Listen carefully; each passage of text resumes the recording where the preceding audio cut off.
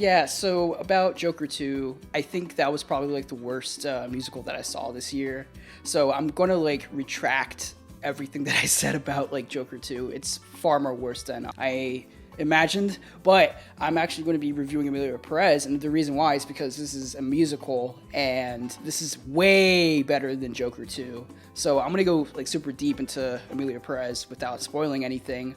Since I actually saw this at Toronto Film Festival a couple weeks ago, it was actually my last film that I saw there. It was at a 9 o'clock screening, and I was like really tired, but I really wanted to like check this movie out because I heard a lot of great things about it at Cannes. So we're gonna like go a little bit deep into it. So yeah, this is Emilia Pérez. So to set the stage of this film, I want to go a little bit like deep into the background of Shaki's filmography. He directed a couple great movies over the past couple of years, like A Prophet, Deepon, and Rust and Bone. 3 great films, especially A Prophet, which I think is one of my favorite crime movies that I've ever seen. And here, before like all the movies that he's done, he has like a lot of crazy like filmography highlights. And I think as a director, you constantly have to like change yourself with like an artistic merit in terms of just like style and substance. And this is like no different from like his other films, even though it still deals with crime. But this time around, he's directing a musical in Spanish. And I think that's like really interesting because he's a French director going into like a Spanish territory. And I think here, for the most part, it works. But there's other times in the film where it doesn't work completely. And it's not like the language that I'm actually talking about. It's more to do with just the overall narrative of Emilia Pérez. But that doesn't stop with like the performances in this, which I'll go a little bit deeper into.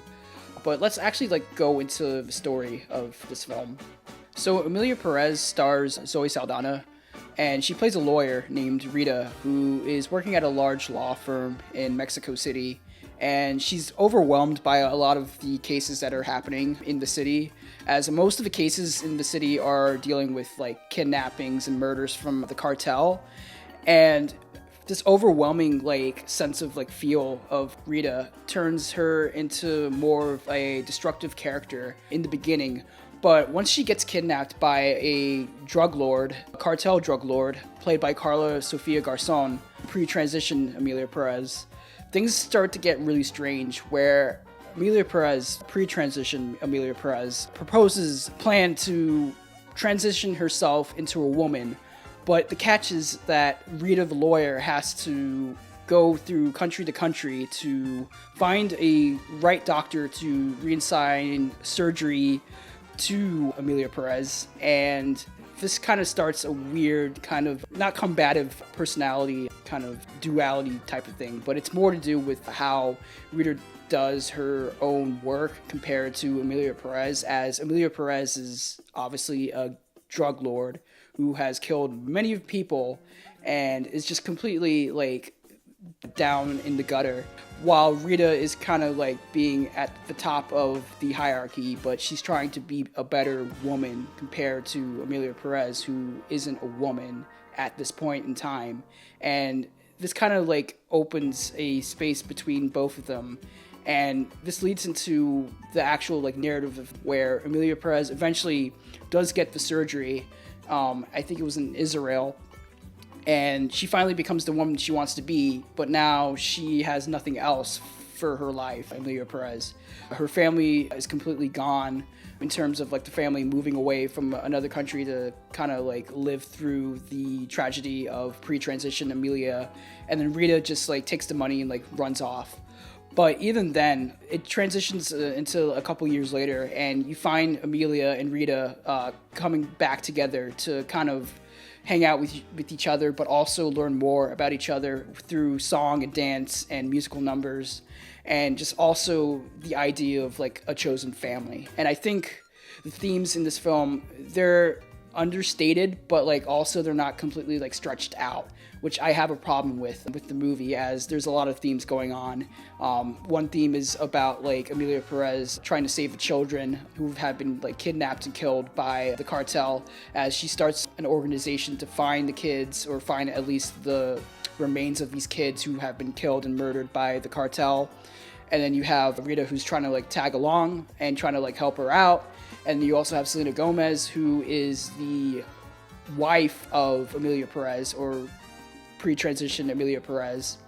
And she's going through the mourning of her husband who suddenly died, in quotations, suddenly died, because Emilia Pérez's old self killed herself, faked her own death, and then made herself into a new, completely character type of deal. So yeah, like there's a lot of stuff happening, and it's all like underbaked inside of a musical, a Spanish musical that has a bunch of like musical numbers, ranging from like reggaeton, hip hop. There's a lot of like opera also in the mix, and it blends kind of very like all over the place, I should say. Some of the songs are either really good, like the opening song with Zoe Saldana, I really like enjoyed, and it really sets the stage of like Rita as a character and also Zoe Saldana as an actress. And then also Carla Sofia Garcon has a song like in kind of like the middle of the movie with Rita at this like conference center, and it's like a mixture of like hip hop and opera, and it's like really fucking crazy. And then there's some like really like lame songs. Like there's one song that deals with Rita going country to country trying to find the right doctor for Emilia to use so she can like transition, and it's like this weird kind of like Bollywood kind of tongue-in-cheek satirical musical number which deals with penis and vagina, and it's kind of weird. It doesn't work that well, but there's other songs in here that actually work well. There's also a song with Selena Gomez where she starts out duetting with Edgar Ramirez, but then it transitions into a solo number about loving yourself, and I think that song also as well is really strong. And I'll say wholeheartedly, like all of the actresses in this movie are really damn good, especially Zoe Saldana, Carla Sofia Garcon, and Selena Gomez. And yeah, we'll talk more about these performances. So let me start by saying that Carla Sofia Garcon's performance in this is really strong. From the beginning, like when she first appears as her pre-transition self, she's really scary. She has like a lot of like face tattoos and has like grills, and she's kind of like talking in this like lower like register, like whisper singing song type of deal. And once she transitions into the Emilia Pérez that she's supposed to be, that's when she finally like lives her life and like fully like is like blossoming as like a human being. And her performance is like really strong, and she has a lot of like great dramatic moments where you can like shed a tear. There's also moments where she's like singing her heart out with the kids. And then there's also moments where you also feel for the character Emilia Pérez as she's trying to like live her life as a new woman.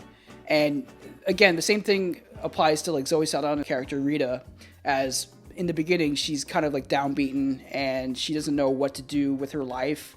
But then once she meets Emilia Pérez, things change, and then eventually she becomes a woman that is empowered by a lot of the stuff that Emilia Pérez is trying to do with saving the children.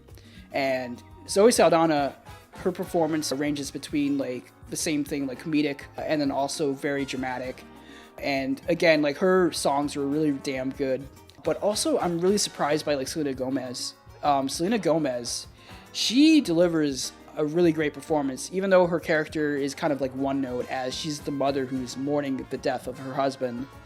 But even with the stuff that she has, she does it like pretty damn well. Again, there's like the musical moment with her and like Edgar Ramirez that is really strong, but like there's also like the introduction song with her where she's like in bed and she's like mourning the death of her husband, and it's like this really like teary kind of ballad moment, and she really like pulls it together and kind of like gives a nuanced performance compared to the stuff that I've seen her before. And it's not like Disney Channel level of acting. She's actually like delivering the goods, and I was like really impressed by that.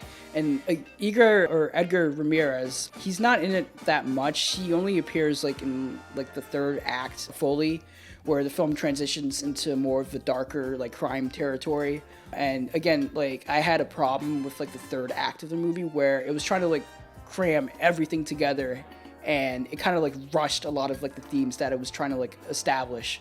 But even then, aside from like the third act where it kind of goes into like a generic thriller route, I was still like enjoying this movie. And I think it's probably again due to the performances in this film and the direction, which is very flashy and very like vibrant and kind of loud with like the music numbers. But again, like I enjoyed it. I gave it a 3.5 on Letterboxd, but if I was going to watch this again, I would probably give it a 4, because I think the more I think about it, like I totally think that like it's a stronger musical, compared to Joker. I haven't seen Wicked, but I know Wicked would probably be good. But right now, I think this is like a really solid contender for Best Picture.